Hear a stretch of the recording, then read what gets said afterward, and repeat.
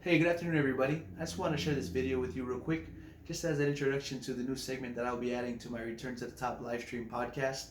I've decided to call this segment the Playbook Edition.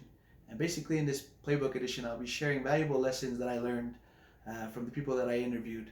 And today, I'd like to talk about Asai Gilman, the things that I learned from him while interviewing him in episode number 5 of my live stream podcast. And I know Asai, when I interviewed him, he had mentioned a mantra that him and his family live by, and it's called Drink Pog, right? Pog. And for a lot of people, they see it as a drink that we have back home, right? But for Asai and his family, right, it's an acronym, and it's a life goal that they've come up with to help them be more successful and find more happiness in their life, right? And I wanted to share that with you today, right? So we have it here, Pog, Pog, right?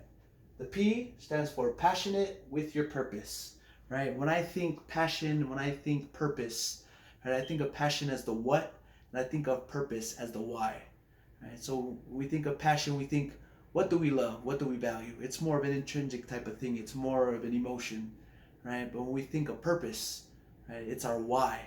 It's the end goal, right? And here's an example that I want to share with you, right? Think of a time in your life where you had to set a goal, right? Whether it be a weight loss goal, some kind of health goal, right? For us as athletes, right, we had that dream goal of being an elite athlete, right? And then I want you guys to think of the process, right? What did it take, or what does it take for you to accomplish a goal, right? For us as athletes, having that goal of being an elite athlete, we think of the times where we have to go to the weight room, or the times we have to work out, right? And we have to put in the effort as far as watching film, right?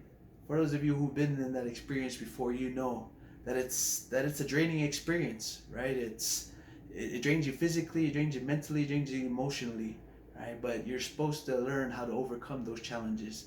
You're supposed to learn how to strengthen yourself, and you're supposed to learn how to improve and how to be a better athlete. And not only be a better athlete, but you're supposed to learn how to go beyond certain thresholds, pain thresholds, right? And you have to use your whole body, meaning you have to use yourself physically, you have to use your energy emotionally, and you have to use it mentally.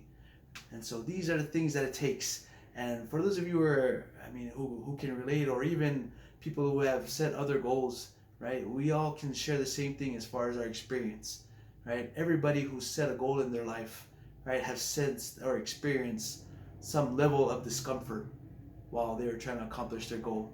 And the reason why I want to bring that up is because there are times where we're so physically drained, emotionally, mentally, right, while trying to accomplish our goal, that sometimes we have that feeling or sense of either giving up or quitting, right? Or we have the other option of driving on and actually accomplishing our goal and doing what it takes, right? But in order for us to get there, we have to remember our purpose, and that's basically what helps us as far as accomplishing our goals. Not just the passion, right? Not just, oh, this is the feeling, something that I love, but remembering why we do the things that we do. Why are we in the weight room this long? Why are we studying film? Or, why am I in the gym or running, trying to lose weight? Why am I sacrificing eating all this junk food and trying to eat healthier, right? When we remember our why, we're more likely to accomplish our goal, right? And so move on to the O, optimistic with your opportunity, right? It's funny, it's almost human nature for us uh, to define the results of the actions that we take in two categories, right? Success and failure, right? And we tend, as humans, we tend to focus more on the failures. And when we do focus more on the failures, we add negative connotations to it, right? And when we add negative connotations to it, we go back to talking about giving up or quitting, failing, right? When we see ourselves in that sense, we tend not to strive to accomplish our goal, or we end up not accomplishing our goal. And if Asai had mentioned it in his interview, right, that it's all about the mindset, and it is a mindset, right? And we need to do what he said as far as flipping the switch. And when he says flip the switch, I want to focus more on changing our wording, right? Instead of focusing on the results of the actions that we take into successes and failures, right? Instead of that, we want to change it, and we want to look at it as learning opportunities. Right? If you think about it as a learning opportunity, like the results of the actions that we take, if we look at it everything we do, if we look at it as a learning opportunity instead of, oh man, I failed at this, or hey, I was successful at this, which means I'm good, right? If we cancel that, if we change our mindset, if we flip the switch, and if we just look at everything that we do as a learning opportunity, right? The only answer to those learning opportunities are the fact that we can improve, right? And that's the reason why it's important for us to be optimistic in the opportunities, but to change our mindset, right? To flip that switch and understand that, man, if we look at everything as a learning opportunity, the more likely we are to accomplish our goal, right? And so on to the last one, right?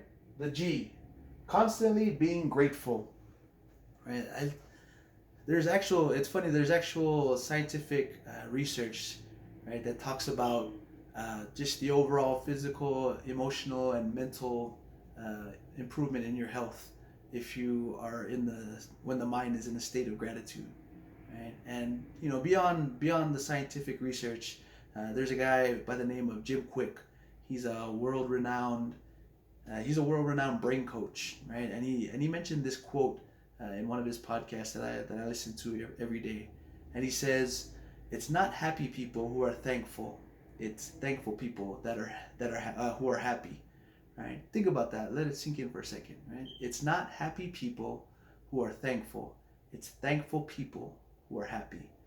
Right? My name is Tori Taulongo, and this is the Playbook edition, right, of the Return to the Top live stream podcast. And by each and every one of you, to Drink Pong. Thank you for tuning in.